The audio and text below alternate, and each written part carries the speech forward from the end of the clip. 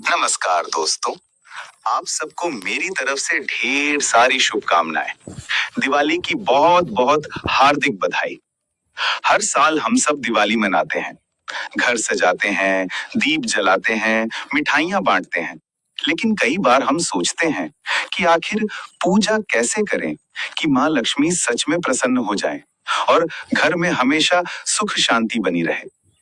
तो आज मैं आपको बताने वाला हूं 2025 की दिवाली पर ऐसा आसान तरीका जिससे आप अपने घर में बिना किसी दिखावे, बिना किसी जटिलता के सच्चे मन से माँ लक्ष्मी और भगवान गणेश की पूजा कर सकते हैं।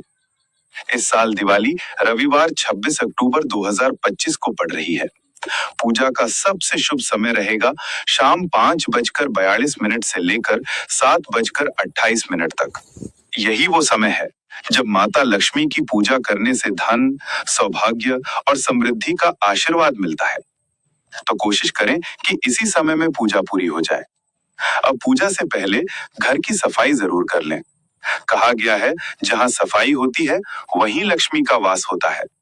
दरवाजे, रसोई और मंदिर की जगह को अच्छे से साफ करें। फिर घर के दरवाजे पर रंगोली बनाइए, दीपक जलाइए और दरवाजे पर तोरण या आम के पत्ते की माला लगाइए। मुख्य द्वार पर स्वस्तिक का चिन्ह बनाना मत भूलिए, क्योंकि ये शुभता का प्रतीक है। अब पूजा के लिए जो सामान चाहिए वो तैयार कर लीजिए। एक चौकी, उस पर बिछाने के लिए लाल कपड़ा, माँ लक्ष्मी और गणेश जी की मूर्ति, एक कलश, थोड़ा गंगा जल, चावल, रोली, हल्दी, फूल, दीपक, धूप बत्ती, मिठाई, खील बताशे और एक नया सिक्का या नोट जो आप पूजा में उपयोग करेंगे। अब शाम के समय जब मुहूर्त शुरू हो तो सबसे पहले चौकी पर लाल कपड़ा बिछाइए। उसके ऊपर माँ गणेश और माँ लक्ष्मी की मूर्ति रखिए। फिर एक कलश में जल भरिए, उसमें थोड़ा गंगा जल, चावल और सुपारी डालिए। कलश के ऊपर नारियल रखिए और उसके चारों तरफ आम के पत्ते लगाइए। अब दीपक जलाइए और दोनों हाथ जोड़कर मन में संकल्प लीजिए कि हे माँ लक्ष्मी, हे गणेश जी, मैं अपने घर की सुख, शांति और समृद्धि के लिए आप दोनों की पूजा कर रही हूँ। अब सबसे पहले गणेश जी की पूजा करें। उन्हें फूल, चावल, दुर्वा और मिठाई अर्पित करें। फिर माँ लक्ष्मी की पूजा करें।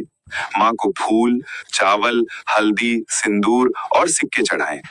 फिर माँ के चरणों में थोड़ा सा जल अर्पित करें और श्रद्धा से ये मंत्र बोलें, ओम श्रीम ह्रीम क्लीम श्री सिद्ध लक्ष्म्या नमः।